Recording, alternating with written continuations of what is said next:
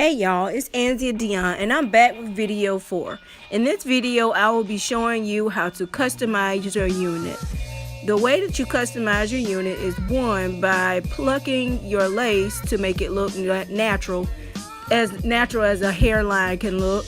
Part 2, I'm going to show, well, it's not a second part, but the second thing I'll be doing is showing you how to cut the excess parts of the wig cap that you won't be using and cut it down some more. And there's an elastic band in it that I will be recycling, and it's a great elastic band to use to put back into the unit.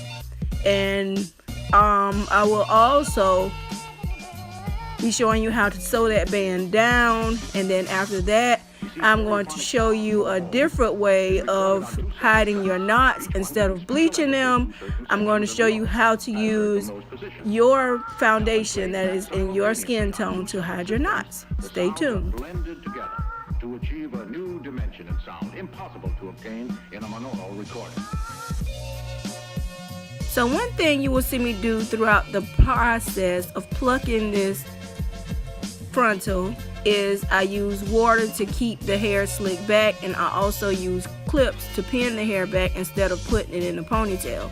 If I were to put it in a ponytail, I would have to keep taking the ponytail in and out, whereas I'm using 3 different clips, on 2 on the outer sides and 1 in the middle. That way, as I go along, I can unclip the hair, part it, and then clip it back.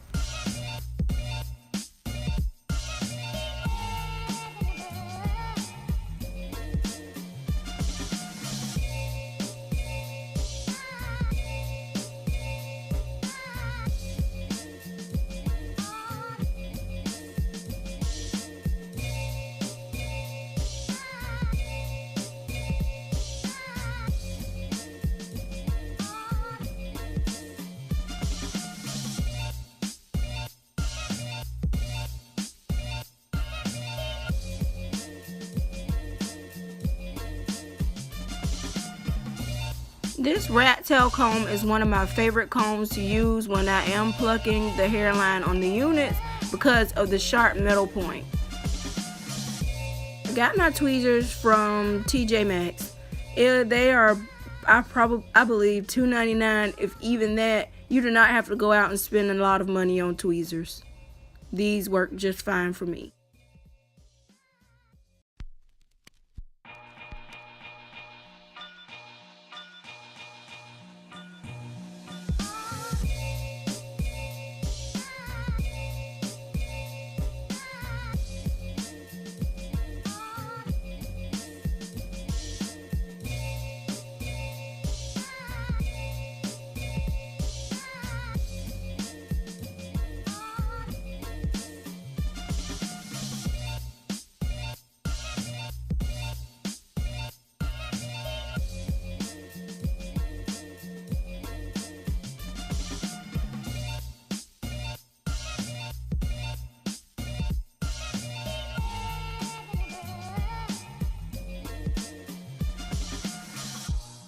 Stereophonic sound for the home is recorded on 2 separate tracks, each one giving special emphasis to certain sections of the orchestra, as heard from those positions. Now, when played back simultaneously on 2 separate systems, the sounds are blended together to achieve a new dimension and sound impossible to obtain in a monaural recording.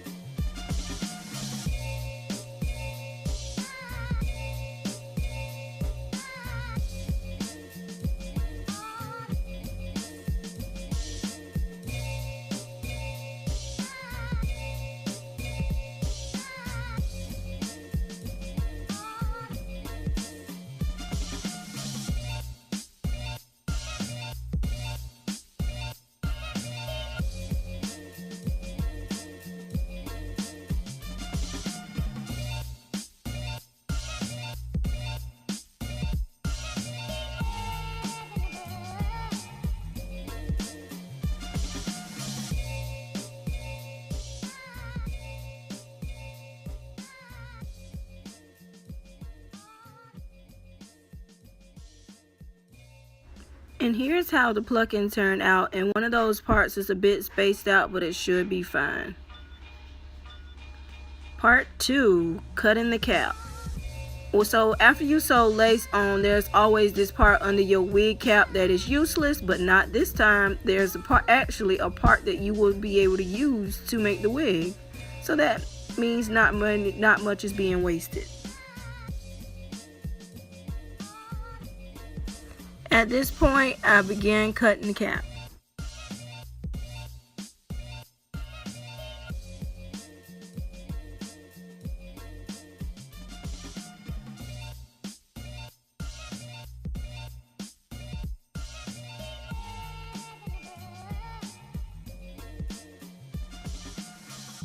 You see, stereophonic sound for the home is recorded on 2 separate tracks, each one giving special. And here's the fun part. Over here at NZ Dion, I'm all about being thrifty and finding ways to save money. Now, I do have elastic band, but I decided not to use the elastic band. What I did was measure my head from ear to ear and cut the excess part off. Now, this is a part of the wig cap that we don't need, so I'm just going to go ahead and cut that off.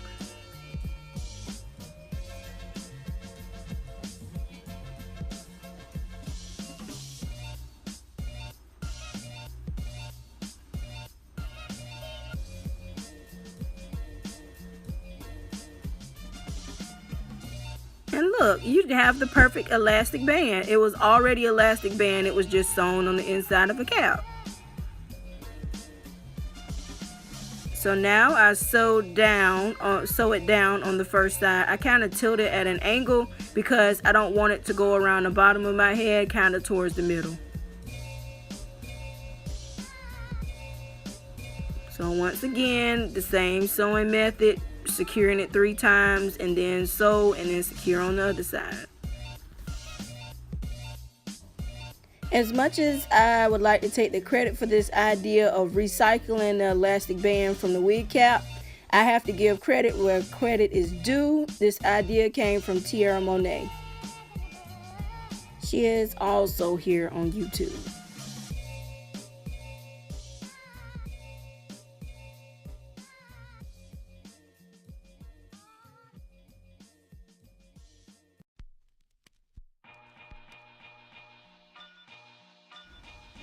And now we do the same thing on the other side.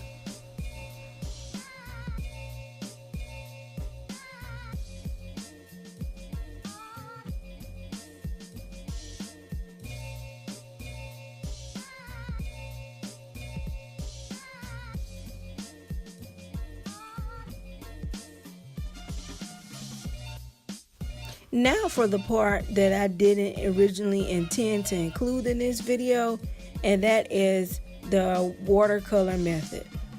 To start, I boiled water.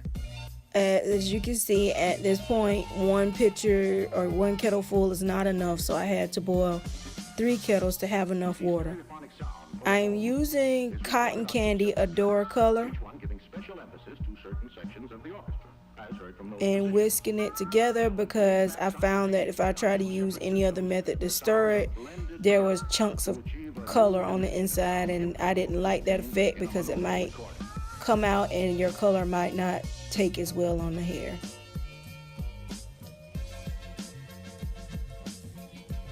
Now I am putting the unit into the color.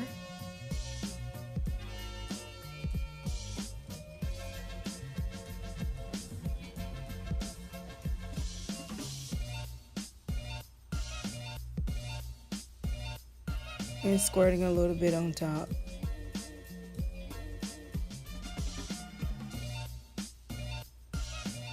I let the color sit for a few minutes and I kept checking it to see if it took. The color that I was aiming for was a rose gold, and I wanted to make it chocolate girl friendly so I started from a gold base. I didn't dye it bleach blonde. I instead dyed it with a kind of gold tint, and I intended to put it in pink to give it a darker rose gold look.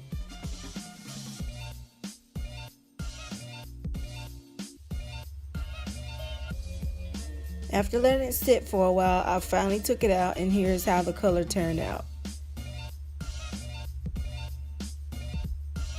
Pardon my canvas head, it's a tad bit dirty, but right after this video, I put it in the washing machine. So instead of bleaching the knot, because I always have an issue with that, the bleach powder somehow always ends up going through the hair. So I learned about this method of using your foundation to blend it. You start out with your color foundation, either your liquid foundation or powder foundation in your skin tone. I did both. I started out with Makeup Forever foundation in my skin tone.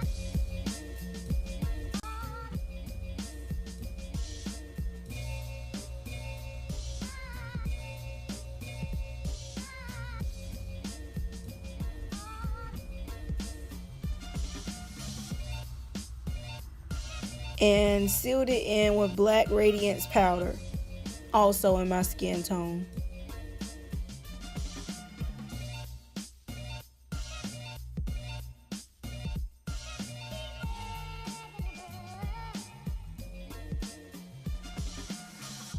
You see, stereophonic sound for the home is recorded on two separate tracks, each one giving special emphasis to certain sections of the orchestra, as heard from those positions. Now, when played back simultaneously on two separate systems, the sounds are blended together. And after I'm done putting the powder in, I put some holding spray on it and went over it with a blow dryer to make sure it dried.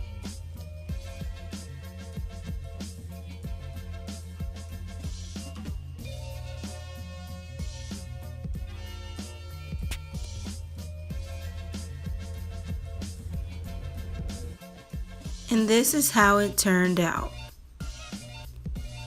Thank you for watching. Be sure to comment, like, share, and subscribe.